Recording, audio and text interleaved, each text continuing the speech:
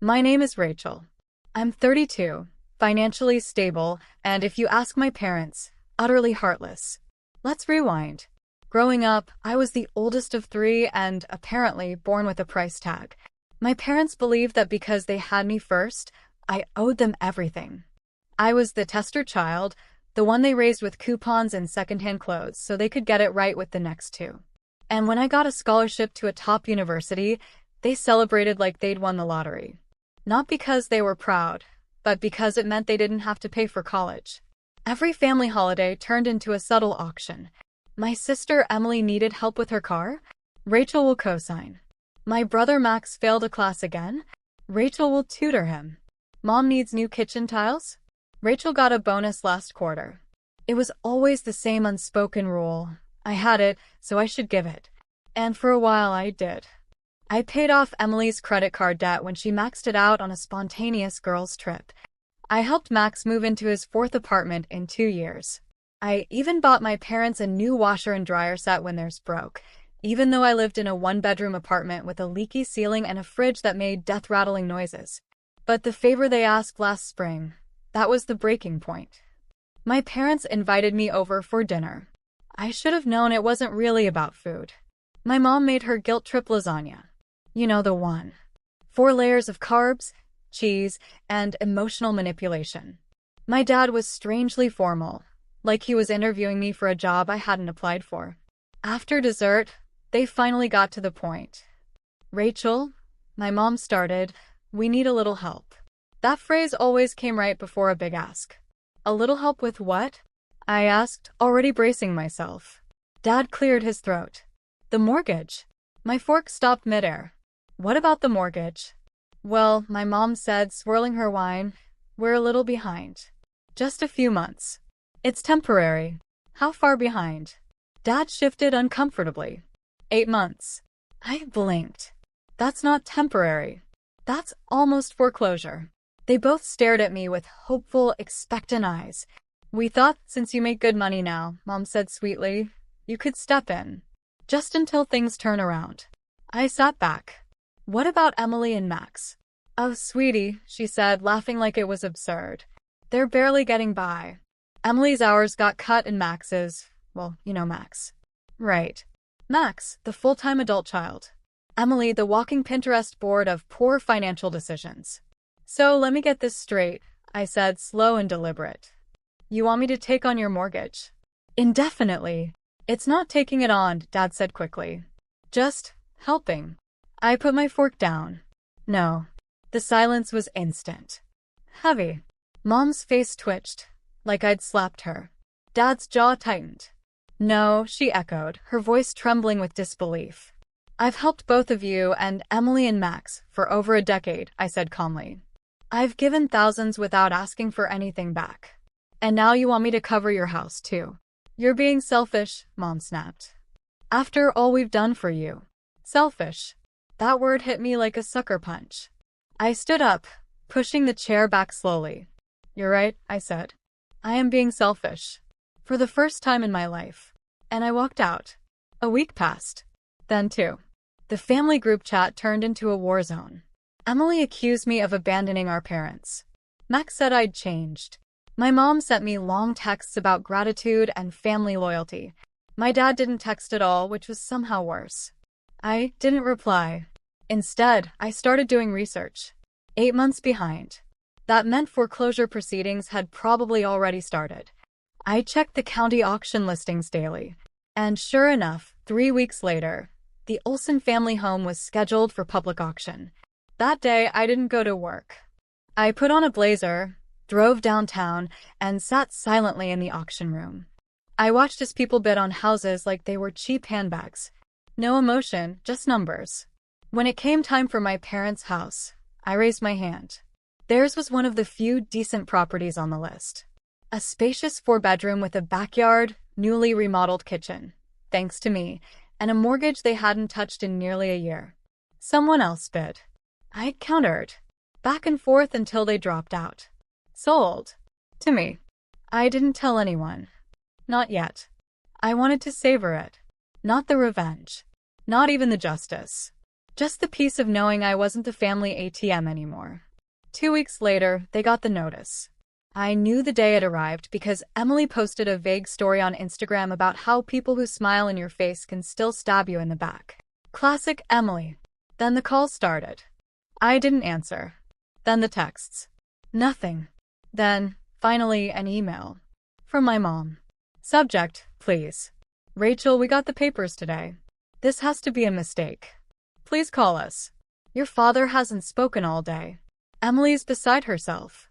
We don't understand what's happening. Please don't do this. We're family. Family. That word again. Only ever used when they wanted something. I responded with a single line. This isn't a mistake. Then I waited. A few days later, I drove to the house. I didn't knock. I had keys. They were packing. Cardboard boxes stacked in the living room. The air was thick with tension and resentment. My mom looked up and froze. You. My dad stood behind her, his expression unreadable. I'm here to walk through, I said, my voice flat. This is our home, she snapped. You wouldn't even help us stay in it, and now you're rubbing it in our faces? I raised an eyebrow. You asked me to pay for something you refused to manage. That's not helping. That's enabling. You've turned into someone cold, she said. No, I said. I've turned into someone done. She opened her mouth to argue, but I held up a hand. I'll give you 30 more days. No rent. No strings. After that, I expect the place cleared. My dad finally spoke. Why would you even want this place? I paused. Because it represents everything I gave, and everything I took back. They stared at me, but I didn't stay for the fallout. I turned, walked out, and left them in the house I now owned. Mine. All mine. But the real revenge? That would come next. And it wouldn't be quiet. It would be spectacular. They thought the humiliation was over. That once I bought the house, once I told them to leave, that would be it. They didn't understand. This wasn't about payback. This was about principle. Because the truth is, they didn't just take my money for years. They took my peace, my time, my self-worth. And they dressed it up in words like family, duty, and gratitude. But what they really meant was, we will take everything from you, and when you say no, we'll call you selfish. So no. I wasn't finished. I gave them the full 30 days. I was even kind enough to send over moving boxes, courtesy of Amazon Prime. Emily tried to post some sob story online about being evicted by blood, but when people found out the truth, that they hadn't paid their mortgage in almost a year, and I had literally bought the home to stop it from going to a stranger, well, let's just say her little sympathy parade got rained out fast. I didn't speak to them during that month. Not once. Not when my dad called. Not when my mom sent passive-aggressive voice notes. Not even when Max finally got off his lazy butt and emailed me asking if I had a spare room for a guy going through it. Yeah. He actually said that. As if I'd turned the house into a youth hostel. No, I was quiet. Focused. I had plans. On day 31, I arrived with my real estate agent. A sharply dressed woman named Noelle, who didn't blink once when I explained everything. You want to sell it? She asked, standing in the driveway. No, I said. I want to list it. For now. For rent. No, I smiled. For events. She blinked. You want to rent out your house for events? I leaned on the porch railing. Not just any events. Upscale, corporate, artistic. Think retreats, brand launches, maybe some filming. Something beautiful. Lavish. Modern. She nodded slowly, then pulled out her phone. I know exactly who to call. It only took a week to get things rolling. New furniture, neutral tones, minimalist staging. I kept a few touches of the original design. After all, I had funded most of it years ago, but now the house was mine in every sense. I chose the paint, the art, the scent in the entryway diffuser. Orange blossom and sandalwood. Elegant. Expensive. By the second week, I hosted the first walkthrough. The guests were high-end clients looking for spaces to rent long-term for boutique events. One of them even asked if I'd consider letting the house be featured in a local design magazine. I almost laughed. The same house my parents had trashed with old recliners, fake plants, and a television that weighed more than my car. The house they begged me to save. The house they accused me of being selfish for not funding. Now it was being praised for its clean lines, open concept, and calming energy. I made a mental note to frame that magazine if it ever happened. Then came the family cookout. The one they forgot to cancel. Every summer, my parents hosted a big barbecue in the backyard. Extended family, neighbors, distant cousins who showed up just for free food. I hadn't gone the last 2 years. Not since the "why haven't you gotten married yet?" interrogation of 2021, but this year? Oh, I marked it on my calendar. I waited until the day before the cookout. Then I sent a message in the family group chat. Just a heads up. The backyard is booked for an event tomorrow. Please adjust plans accordingly. Thanks, management. Silence. For 10 minutes. Then chaos. Mom, what are you talking about?